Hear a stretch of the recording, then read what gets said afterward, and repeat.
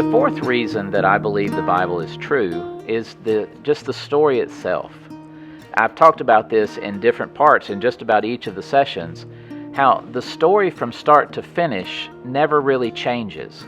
It stays pretty much on focus from the unveiling of God's covenants to how those covenants then build together a people, and from that people comes the lineage of the Messiah. And then in the New Testament, the birth of the Messiah, the building together of that group of people who would then go to change the world. What's interesting, though, is the story itself. I want you to think about this. There were no armies, there were no warriors who went out and changed the world of the story for Jesus. And in fact, God used a fairly simple group of people, the family of Abraham, to be those that would be the lineage of that coming Messiah. These were not the ones who were conquering nations and having empires, although there was a time when Israel did right well. But what would happen in that story? You would have some brokenness that would cause the kingdom to come apart. Eventually, 10 of the 12 tribes would disappear from history.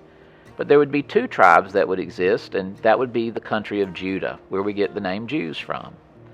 But still, these people, who were not considered the richest or wealthiest or the ones who had been the greatest inventors or the greatest conquerors, yet that story unfolds so that in the 300 different prophecies that talk about the coming of the Messiah, that it perfectly unveils the birth of Jesus as the Christ.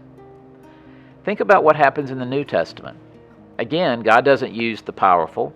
He doesn't use a prince that is born. Even though the wise men assumed that it was going to be a prince, they were just following the star to wherever that castle was. And they discovered this baby in a stable. And why that was so important. God uses the unsuspecting, uses the one that wouldn't be considered the extraordinary ones to be the ones who carry this message. Now, if I were going to change the world, if I were going to be God, there's reasons why that is certainly not the case. But if I were going to be God, I would have wanted to have an army behind him. But even in the story of the life of Jesus, at times when he could have called down angels, and we are reminded of that, he doesn't do it. Why did God want there to be a story about Jesus being tempted by Satan? Because you wanted to learn the principles of how the Old Testament verses that Jesus was quoting would come to life in his mission. It wasn't about the things that we normally consider to be important in stories, or stories that change us or affect us. No, this was about simple people in simple places that change the world. And that's what happens with the disciples. You don't have great princes and great learned ones. You have fishermen and a tax collector and a zealot. And Jesus calls them to be on a journey with him. And those 11 guys, and then they bring Matthias on after Judas killed himself to be the new 12th disciple. Those 12 disciples changed the world. And do we have to talk about Saul? This is crazy. Saul, who is validated as the one who's supposed to kill the Christians, is converted to the point that he changes his name to begin a new identity, to be the primary one who goes with them to change the world. Friends, that's not a fake story. That's not a maybe. That's not a perhaps. Now, think about this too about the story, about those disciples. Every one of them, we know, according to historical standards and records, is martyred. Now, I will tell you, I'm a big believer. I love the Cincinnati Reds. I just have loved them since I was a little boy. My favorite baseball player is Johnny Bench. I wouldn't put my life on the line for the Cincinnati Reds. I wouldn't sacrifice myself for them, no matter how big a fan I am. And when you think about it, there's only probably a few people, or maybe there's no one in this world that you would put everything on the line for.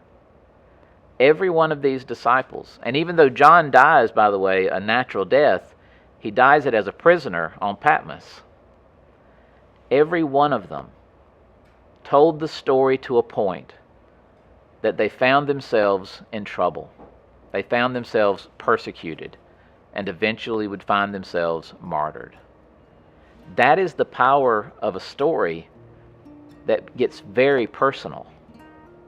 Because I know there had to be a point in Paul's time in prison, and in fact he tells us this in his letter to the Philippians, that he had to decide what he really truly believed because his life was on the line. He was willing to die for this message.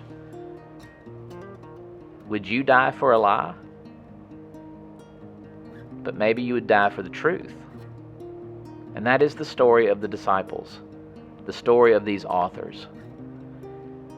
When you think about human courage and human bravery, again, there are lots of things that we might die for in unusual circumstances. My wife, my children, my grandchild. But think about a whole group of people being convinced that the rest of their life, every day, every mile that they would trek, telling that story in places as far as what became England today or as India today, that they would go into unknown places. Now keep in mind again, these are not the learned princes who were used to traveling. These were folks who pretty much lived in Galilee their whole life. And they would end up dying all over the world because they had a story to tell.